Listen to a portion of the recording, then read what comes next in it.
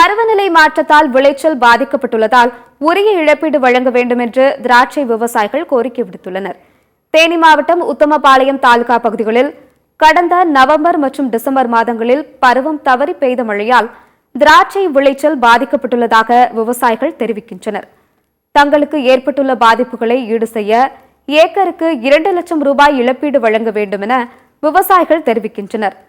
இதேபோன்று தேனி மாவட்டம் கம்பம் பள்ளத்தாக்கு பகுதிகளில் சுமார் 5000 ஏக்கருக்கு அதிகமாக திராட்சை கொடிகளில் வெடிப்பு ஏற்பட்டு அழுகும் நிலையில் உள்ளதாக விவசாயிகள் வருத்தம் தெரிவிக்கின்றனர்.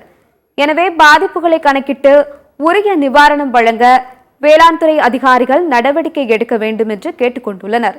ஒவ்வொரு விவசாயிகளுக்கும் இந்த ஆண்டு குறைந்தது ஒரு ஏக்கருக்கு வருவாய் இழப்பு ஒரு 3-4 லட்சம் ரூபாய், நஷ்டம் செலவு செய்தது ஒரு 1.5 லட்சம், இப்படி பெரிய ஒரு துயர் நிலையில் இருக்கிறார்கள்.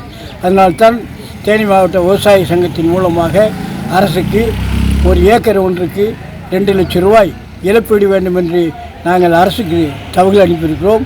மாவட்ட ஆட்சித்தலைவரை அவர்களையும் பார்த்து வலியுறுத்தி இருக்கிறோம்.